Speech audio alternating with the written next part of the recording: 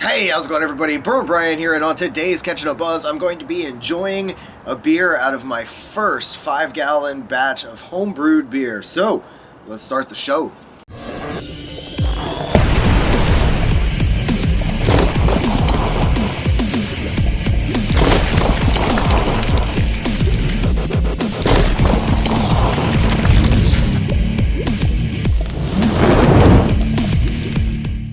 Today's beer is called Hop Zombie, and I actually got this recipe from the folks over at Hogtown Ale Works here in Gainesville, Florida. It's where I got my entire beer kit from, my stainless steel kettle, all of that stuff. And the really cool thing about them is if you're a beginner like I am and you really kind of have no idea where to go as far as where you want to get started in this, the folks there are really knowledgeable. They even teach an occasional class on winemaking, beer making, all kinds of different things.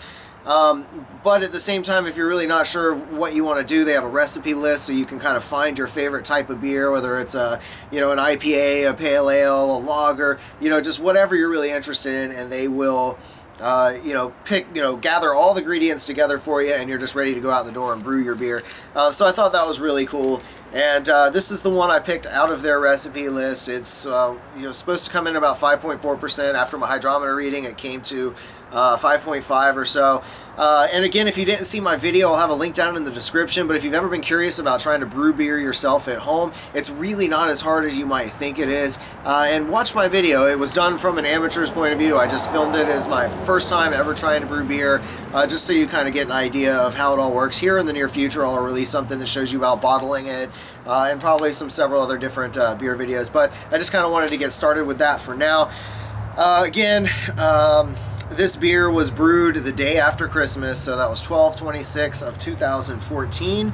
The beer was bottled on, let's see, 1/14. Yep, 1/14. So it says, according to their recipe list, that you want to let the bottle sit for 2 weeks before you drink it. Now, I've talked to a lot of people who, a lot of home brewers, and they've all said, yeah, you can kind of, go with the recipe suggestion, but ideally, it's best to leave that bottle sitting in there for 4 weeks or longer. I can't wait that long. I got to try this thing. And I did try one 3 days after bottling just to kind of see, so I could gauge the flavors along the way. It was definitely still a little flat, hadn't been carbonated right yet. And the flavors really hadn't had time to sit and develop, and the yeast to be, converted, all that good stuff.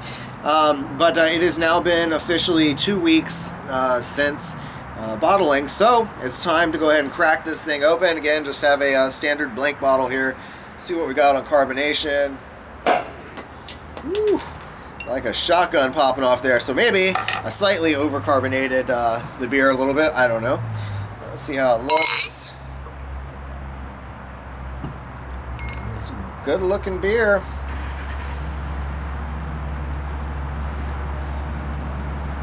Well, not too shabby for a first-time brew. It's nice and clear. I mean, there's maybe a slight murkiness to it, but nice, beautiful colors. Got good head to it. Let's see how it smells. Smells a lot better than it did on day 3. Day 3, it still kind of had almost like a sourish kind of smell. I mean, you could still pick up on the hops a good bit, but it wasn't what I was expecting it to be. This is nice. I'm definitely getting a good blast of the hops in this one, Cascade. All right, see how it tastes.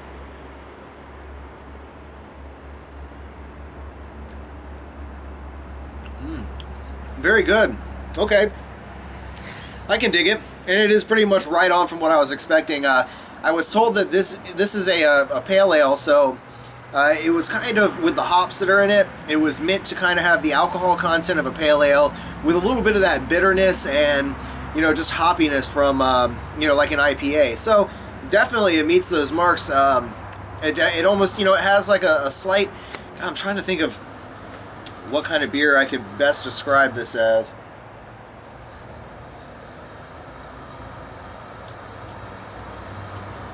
It's almost like I want to say like a Sierra Nevada kind of taste.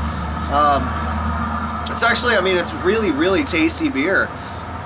This is definitely one that I'm going to enjoy drinking on. It's got a little bit of lacing there, not much. Wow. You know, it is really awesome. You know, it's part of the reason why I love cooking so much and being in the kitchen. It's like being able to create these things every day, these great tasting things that people really enjoy. You know, it makes me happy. And so to be able, you know, a month later to be able to try the, you know, something that came from all my hard work, it's really nice, and I'm enjoying the hell out of this. This is just great. I love how smooth it is, how carbonated it is. I mean, I've already just about put away a good bit of this. Okay, so that's awesome. I hope you guys enjoy. I will have another video. I think I have a bottle that I've put away since this is my first beer. I'm going to try my best to save it until the end of the year. I don't know if that's going to happen, but I've got a giant, I think like a quart-sized bottle that I have put away until the end of the year. So I'll probably be breaking that out at some point towards November, December. Cool. But moving right along, there was something that came in the mail today that I kind of wanted to share with you guys. It's beer related, so I figure why not throw it on this channel here. Let me get my knife out here. I'm not going to show you the address or anything, but I've got this awesome box that was sent to me from a friend of mine who actually is, I'm not sure, I believe she does marketing or PR of some sort for Traveler Beer Company, and I don't know if she wants me to say her full name or anything, but Kathleen, thank you so much for sending this out to me.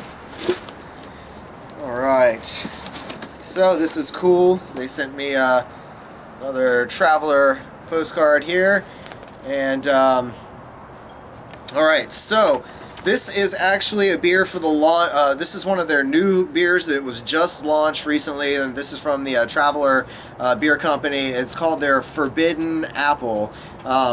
So really, really cool. I'm going to save this, and I'll read all the information on this whenever I get to it, but I mean, they sent me this really detailed list of information there. This is really cool. I like the little beer koozie here. This thing is sweet. Alright, what do we got in here? Nice, and this is going to be the beer. Let me see. Bear with me, I don't normally do unboxings and stuff like that, but I figured since this thing just came in the mail right before I was about to do this video, I figured, well, I'll go ahead and try my homebrewed beer and then show you guys what came to me. Alright, so yeah, check it out. Again, I had never had, I think maybe I'd had one or two, but I really didn't even know what they were, but I had honestly had no experience with a shandy before this, and that's what these are. I mean, these guys make some absolutely amazing shandies. What I love about their brewing process is they actually brew with fresh fruit, you know, opposed to a lot of the traditional shandies, like European-style shandies, would use like a carbonated beverage like lemonade or something to that effect. But these guys actually use real fruit, which is just awesome. So I'm definitely looking forward to giving this one a try. And, you know, I knew the box felt a little heavy. She was kind enough to send me a second one. Very, very cool. Thank you so much. I definitely look forward to trying this. Literally every one of the shandies I've had from this company have been absolutely amazing, from you know, all of them. The Curious, the Elusive, the recent recent seasonals that they released. There was what was it, the Jacko Traveler, which was their pumpkin beer for Halloween time, that was absolutely amazing. They had their what was it? Jolly Traveler, which was their winter one, and I actually did a challenge using the Jolly Traveler. So yeah, this is really, really cool. Definitely looking forward to this. Again, this one is, it says it's an ale brewed with lemon peel, apple juice, and natural flavors added. These are usually really low alcohol content, like 4.4, but they're very, very good. Like the saying or their motto is quite a refresher, because these beers literally are incredibly refreshing during a hot summer day. Like living here in Florida, I could just see it being ideal for, you know, again, just those scorching summer days. Ooh, but anyway, I'll go ahead and call this video short. Just wanted to kind of give you guys a quick update on what's going to be coming up with this.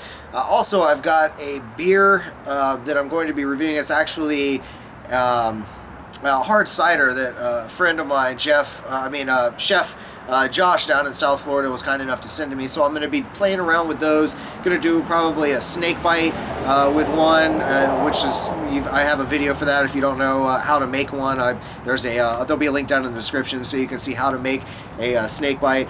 What else? I may, if I can get a hold of some black currant, I may try to do some sort of the snake bite black, and I'm also going to do what my buddy Josh suggests, which is to mix it with what was a Yingling, you know. So that's kind of like the American version of the snake bite. But anyway, thanks for watching, everybody. I hope you enjoy, and I'm really happy again to be able to share my very first craft beer with you guys. This is just awesome. Again, it still looks nice. Got good head, good lacing on the glass. All right, this is really, really cool. Anyway, thanks for indulging me and watching through the video, and for supporting me. I hope maybe if you're not already subscribed, please go ahead and give me a subscribe. I'm not superstitious, but I'm stuck at 666 subscribers. I'd like to get just a little bit past that number if possible. But anyway, thanks for watching, everybody. Don't forget to join me on all the various social networking sites from Instagram, Google, Twitter, Untapped. I play video games on the Steam network, and be sure to stay tuned for all kinds of great content coming here soon. So yeah, as always, stay toasty, my friends.